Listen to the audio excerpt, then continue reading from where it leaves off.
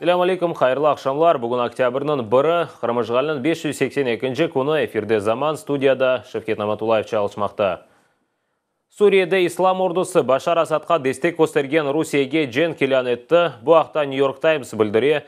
Бұл ордуға Саудия Арабистаны дестек көстермекте. Бүгін Сурияда дарбелерінің екінші далғасы башлады. Русия кенеді Хама бөлгесінің Аль-Латамин шеріне ұжым етті. Бомбалар женкеверлерге дегілде ади инсанларға ташлана. Тәфсилатлыжа бізім левхамызда. Ya Allah, Medine telbisi. Suriyede onların adi insanlar avia hücumlarının kurbanları oldu. Muhalefet aytkanına göre Rusiya aviatsiyası Suriye'nin igil olmagan teritoriyasına bombalar atalar. Sabadan Homs bölgesine olgan hücumlar neticesinde 27 insan elak oldu. Birkaç insan yaralandı. В усіх районах, де завдавалися удари, ісламістів подолали вже більше року тому. На жаль, усі жертви – це мирні жителі. Серед них 5 дітей та 1 людина з білих шоломів сирійської цивільної самооборони. Hücumlar neticesinde en azından 4 şehir Al-Latamin, İdlib, Ahrar Al-Sham, Cisr Aş-Şugur viran ola. Сауди Арабистан Rusiya'dan bu hücumlarını toxtatmağa talap etti. Amerika Qoşma Ştatları da Rusiyanın Suriyada islamistlerge qarşı jengleşkenine işanmay. Washington Moskvaga avia hücum yapacağını evvelden haber etmegenini açıqlana. Rusiya tarafından olgan hücumlardan son Sergey Lavrov Amerika Qoşma Ştatlarının devlet katibi John Kerry ile görüştü. Я підкреслюю занепокоєність, що я вже висловлював під час зустрічі Ради безпеки ООН, де сьогодні головувала Росія. Занепокоєність щодо об'єктів бомбардувань. У цьому має бути ясність. Одна справа, коли йдеться про удари по бойовиках Ісламської держави, але ми занепокоєні тим, що цілі бомбардувань можуть бути інші. Ми домовилися про те, що наші військові мають встановити контакт вже найближчим часом. Ми всі хочемо бачити демократичну, єдину та світську Сирію, що буде домом для усіх етнічних груп та конфесій, чиї права були б гарантовані. Однак між нами існують розбіжності щодо того, як цього досягти. Москва ise qabatsız sakinler hakkında malumatga informasyon hücum dep ayta. İddia etkenine göre tek İGİL'nin harbi obyektlerine hücum eteler. Rusiya uçakları 20'den ziyade hücum yaptı. Ecnebi kütlevi haberler vasıtalarının bildirgenine göre bu hücumlar neticesinde 60'tan ziyade adi insan elak oldu. Natalka Kalinka, Lila Zenedin, Zaman, ATR.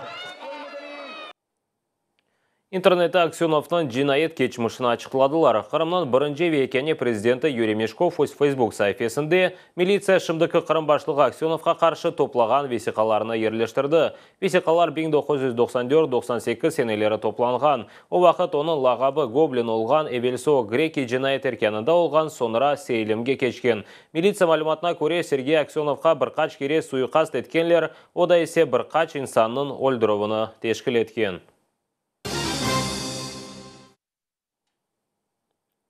Қырымнан Рус мемориетінің информацион сиясет назиры Дмитрий Полонский айны жилік япып Авропаға барған. Екі кондайвамында о Полонияда өткерілген ОБСЕ топлашуында иштирак ете, Полонияның тыш ішлерін әзірлігінде білдіргенлеріне көре, Полонский мемлекетте дигер соядынен кірген. Тәфсилатлыжа бізім левхамызда.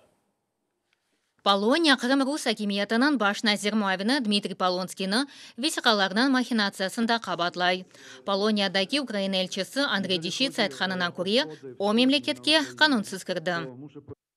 Представитель Крыма зарегистрировался на конференции ОБСЕ как член общественной организации, а для внутреннего потребления в России и жителей Крыма он является вице-премьер-министром, министром информации. В действительности он обманул всех, поскольку при регистрации и въезде в Польшу он изменил свою фамилию только для того, чтобы попасть на этот международный форум.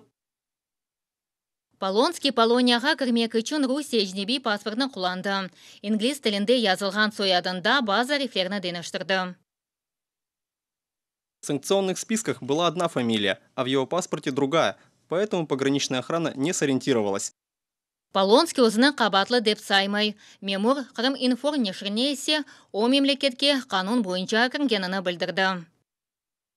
Санкции в отношении меня Евросоюз не вводил. В страну я въехал на целиком законных основаниях. Мне сложно судить о том, каким образом в Польше принято путать фамилии. Украина ішкі ішлер нәзірлігінде Полонскийның әрекетлеріні Кремль тарафындан невбеттіки провокация кібі көрділер. О русское сообщество Крым адлы жама тешкилаты адындан кайдетилді. Бөлелекнен ОБСЕ-нің принцип ве кайделеріні бозып, өз юрекерлігін көстірді.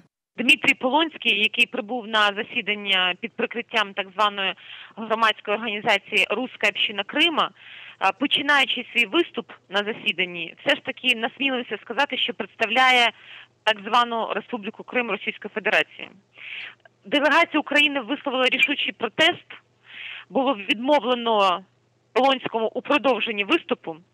Крім того, делегація України спільно з переважною більшістю присутніх на засіданні офіційних делегацій іноземних держав відразу вчинили демарш, покинувши залу засідання.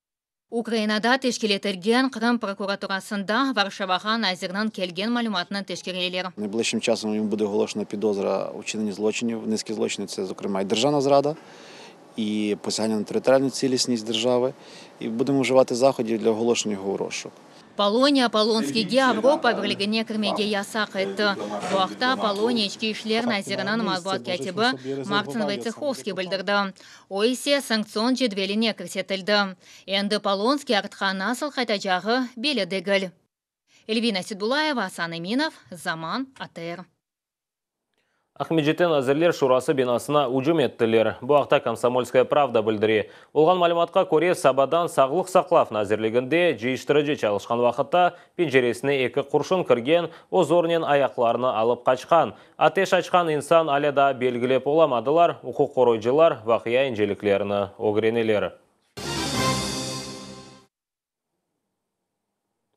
Қырым блокадасы девам ете 12-ші күні тынч кече. Активистлер уч сыңыр кечтінде видеорегистраторлар ерлештірділер. Все разговоры о том, что правый сектор, левый сектор или какая-то другая организация может каким-то образом, взяв деньги, пропустить, это невозможно. Здесь есть видеофиксация всех 3 постов. Если у кого-то есть вопросы, могут сюда приехать, и в фоновом режиме мы им покажем, каким образом какой груз перемещен. Мало того, второй контроль. У прикордонников ведется видеофиксация всех грузов. Третье, таможенная видеофиксация есть. То есть 3 разные службы. Плюс у нас 9 батальонов, еще раз повторяю. Невозможно никакие провокации, которые сейчас раздаются, какие-то люди пытаются расшатать наше движение гражданское в том, что мы здесь не за честь украинскую здесь находимся и крымско-татарскую, а за какие-то деньги или какие-то коврички. Нет.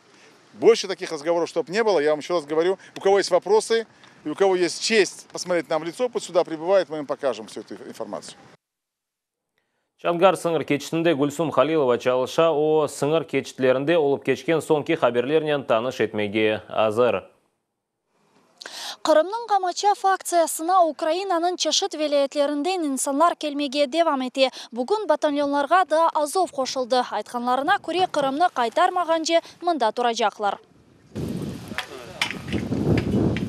Оставаться мы собираемся до конца, до победного.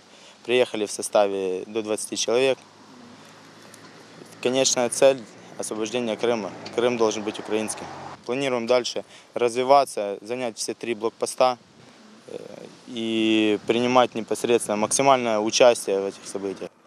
Умумен алғанда Чоңғар кечіш ноқтасында күн жанлы шекілде кечті. Украина тарафындан келген бір чоқ арабаларны активистлер Қырым тарафына кечірмеділер. Базы мұнақашалар да мұнда юз берді. Как зачем везу? Зима впереди.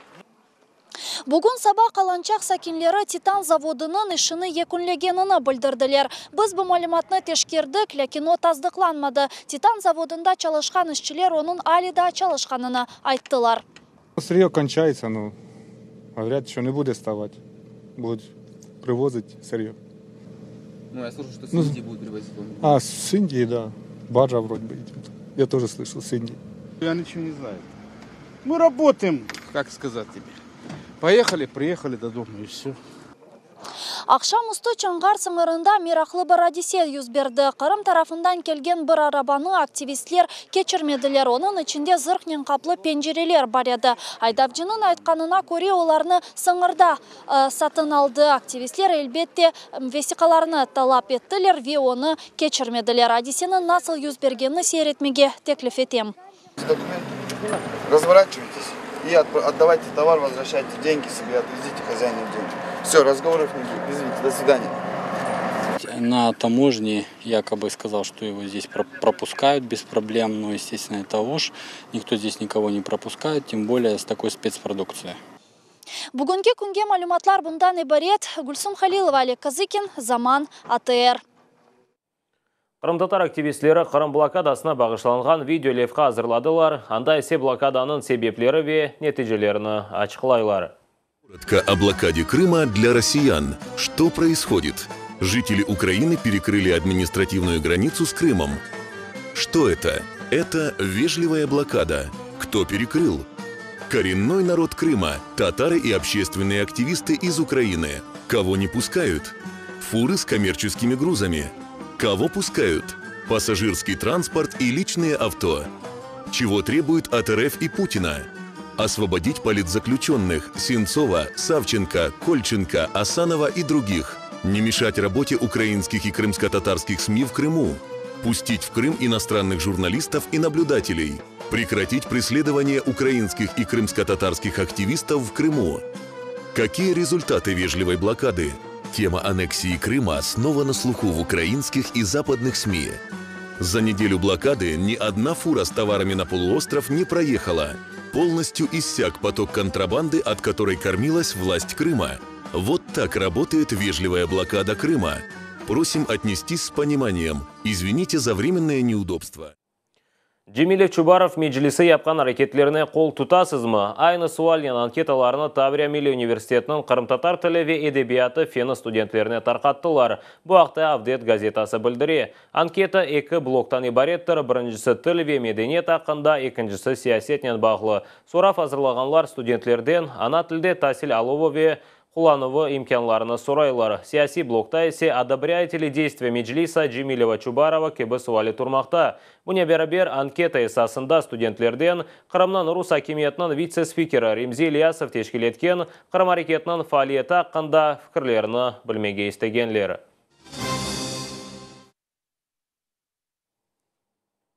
Физика илімлері бойынша Нобель премия лауреаты Жорес Алферов Қырым Федерал университетіні зиярет етті. Анда о яқында тешкіл етілген физика ве техники институтыны елбасшылығынан көрішті ве студентлерге күнеш энергетикасының ішлеп шығарылмасы ақында лекция кечірді.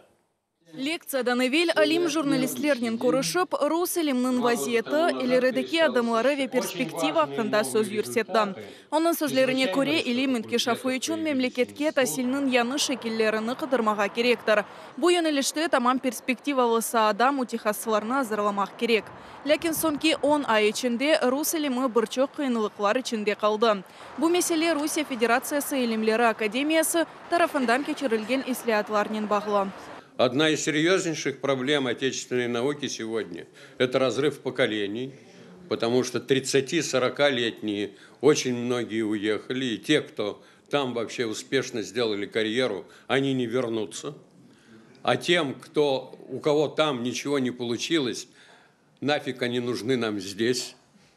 Вот поэтому нужно готовить новые кадры, нужно их растить, нужно, чтобы они быстрее осваивали вершины науки. Шубесіз Рус илимнің вазиетіне мемлекетке қаршы көрсетілген санкцияларда тесір етті. Это полное безобразие. И санкции против нас, и наши ответные санкции. Но они возникли как ответ. Но на самом деле и то, и другое против населения. Нобель мүкефатының сайыбы қайдеткеніне көре Али оқу йұртларында ең есасы еллар девамында елде етілген ананелерінің сақланып қалмасы ве девам етірілмесінен бағылы әрекетлер япылмалы.